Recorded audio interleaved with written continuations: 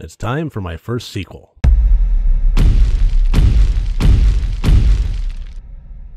Hello and welcome to RotD Review of the Day, and today I'm taking a look at the 2017 movie from Taiwan, The Tagalong 2.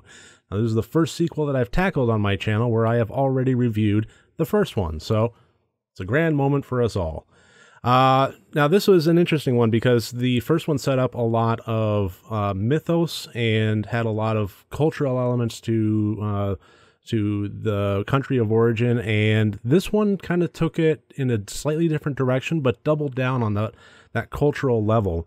And this is going to be a tricky one, honestly, for me to review because I am going to be approaching it as the only way I'd really know how, and that is as a Westerner. I appreciate a lot of Asian culture. I love Asian cinema, obviously. If you've watched this channel, you know that I'm no stranger to it. But I have a feeling that while watching this movie, there were a lot of things culturally, spiritually, and so forth that really did go over my head. And all I can really say is that I will be as sensitive as possible while also admitting that I have a unique perspective on it, and that is of a Westerner. So moving forward, you know what, let's just go ahead and throw up the categories here. So each one worth up to 25 points for a total possible score of 100 points. And the first category, as always, is plot.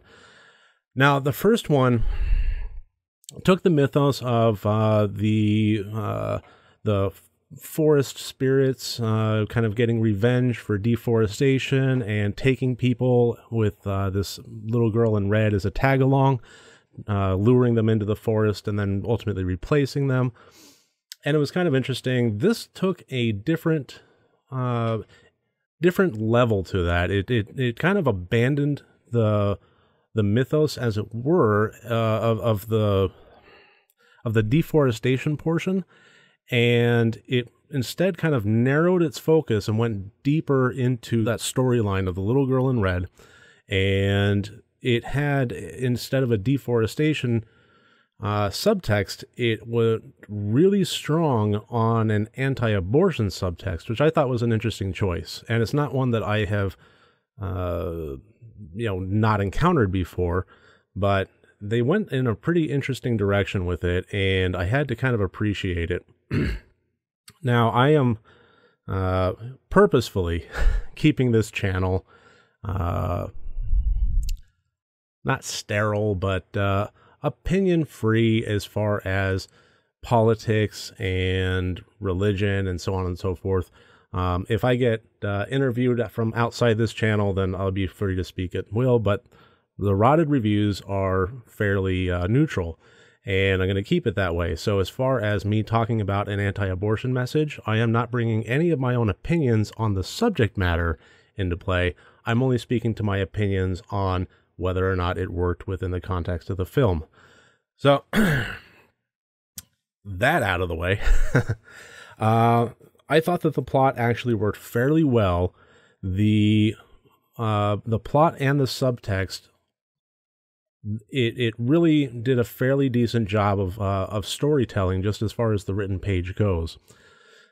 There were some elements that didn't really work with me.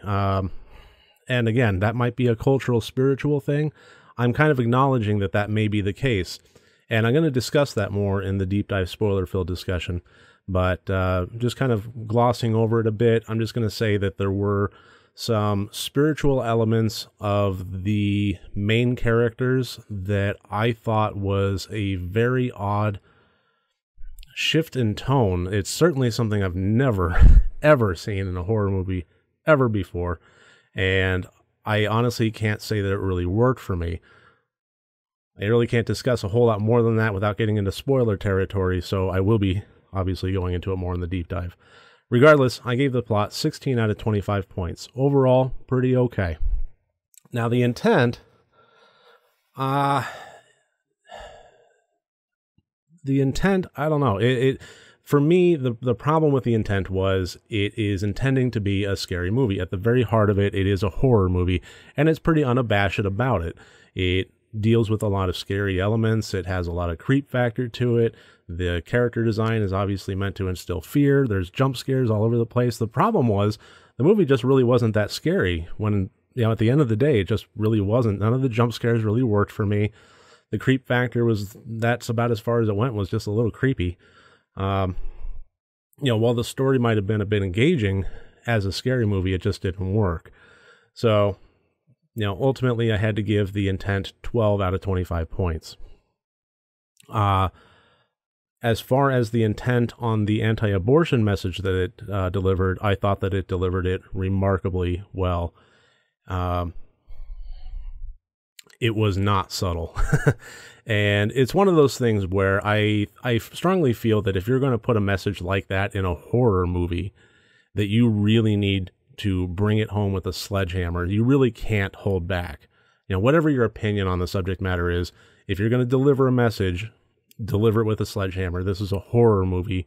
It's not a, made for TV, Lifetime, whatever. Bring it home and hard. And this movie really did that. There's a movie I reviewed on this channel with Lance Henriksen called Wraith, and one of the big problems I had with that one, it shared a similar message, but it really was this weird, soft, pillowy version. It really didn't bring the message home. It pretty much just kind of morally browbeat the audience, whereas this really punched them in the gut. As a horror lover, I really have to appreciate that. So the acting, I thought high marks all around. I really was pretty impressed with this.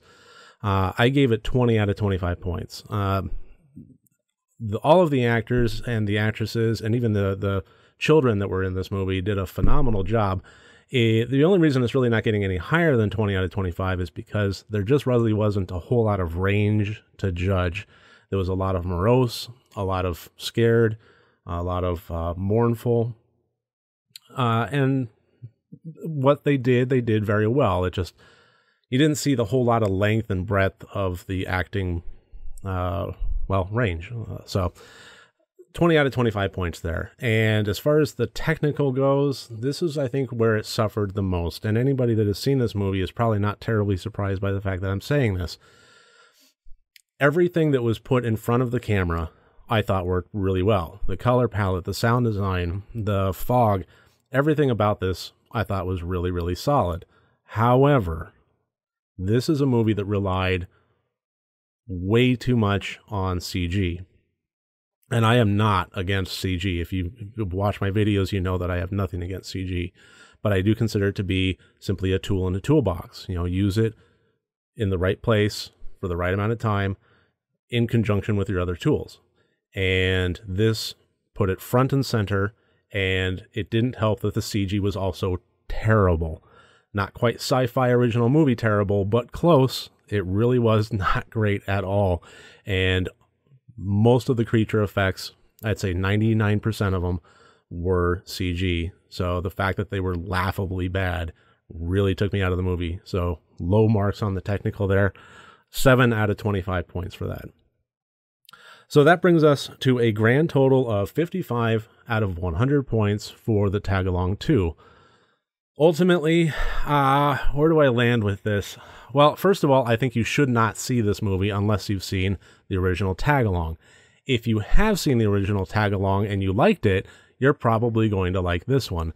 If you've seen the original and you didn't like it, you kind of know what you're in for. This is a fairly loyal sequel to the original. It does take its own deviated turns, and it does change the subtext from a deforestation to an anti-abortion message, but ultimately it really is a solid entry in the Tagalong series.